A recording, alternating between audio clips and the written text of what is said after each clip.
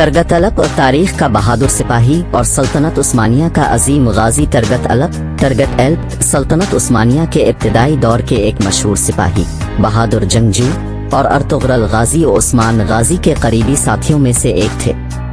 वो अपनी गैर मामूली जंगी महारत, बुलंद हौसले और शुजाअत की वजह से तारीख में हमेशा याद रखे जाएंगे। उनका किरदार तर्क तारीख और इस्लामी फतूहात में इंतहाई अहमियत का हामिल है। इब्तिदाई जिंदगी और पस मंजर तरगत अलप की पैदाइश 13वीं सदी में हुई और वो तर्क कबाइल से ताल्लुक रखते थे। उनका ताल्लुक औगविज तर्कों की का कबीला से था, जो बाद में सल्तनत उस्मानिया की बुनियाद बनने वाला सबसे अहम कबीला साबित हुआ। तरगत अलप को इब्तिदा से ही जंगी तरबियत दी गई थी और वो अपने हथियार, खास तौर पर कुल्हाड़ी बैटल एक्स के इस्तेमाल में महारत रखते थे। ये कुल्हाड़ी उनकी पहचान बन गई और वो कई जंगों में इस हथियार का शानदार इस्तेमाल करते हुए दुश्मनों को शिकस्त देते रहे। अर्तुगरल गाजी के साथ तरगत अलप की खिदमत। तरगत अलप अर्तुगरल गाजी के सबसे वफादार साथियों में से एक थे।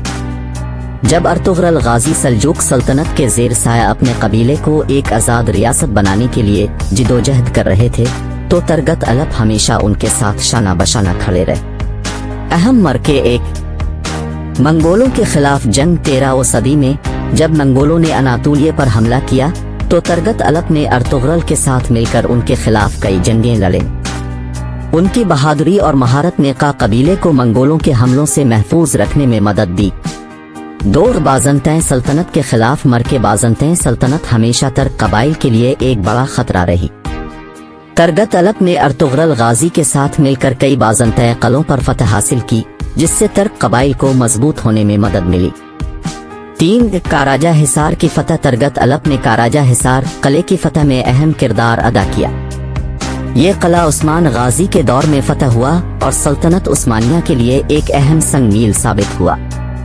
उस्मान गाजी के साथ तरगत अलप की खिदमत। अर्तुगरल गाजी के बाद उनके बेटे उस्मान गाजी ने सल्तनत उस्मानिया की बुनियाद रखी। तरगत अलप उनके भी एक करीबी साथी और मुशीर रहे।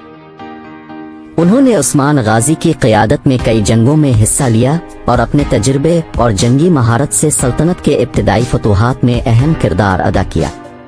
अहम फतूहात। 1 अनीगोल किला की फतह। उस्मान गाजी के दौर में तरगत अलप ने अनीगोल किला की फतह में मरकजी किरदार अदा किया। ये किला बाज़ंतीनियों के ज़ेर कब्जा था और उसकी फतह के बाद उस्मानी सल्तनत की हुदूद मजीद वसी हो गई।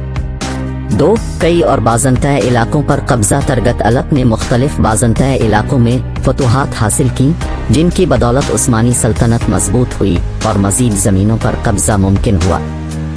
तरगत अलप की गवर्नरी और आखिरी दौर। उस्मान गाजी ने तरगत अलप की खिदमत का एतराफ़ करते हुए उन्हें अनीगोल का गवर्नर मुकर्रर किया। यहाँ उन्होंने कई साल हुक्मरानी की और इस्लामी उसूलों के मुताबिक इंसाफ और बहादुरी से हुकूमत की। तरगत अलप ने अपनी जिंदगी का ज्यादातर हिस्सा जंगों और फतूहात में गुजारा। वो एक उम्र रसीदा होने के बावजूद भी बहादुरी से नान जंग में लड़ते रहे। तरगत अलप की शहादत। तरगत अलप की सही तारीख शहादत पर इख्तिलाफ पाया जाता है, लेकिन ज्यादातर मुअर्रिखीन के मुताबिक वो 90 से 125 साल की उम्र में शहीद हुए।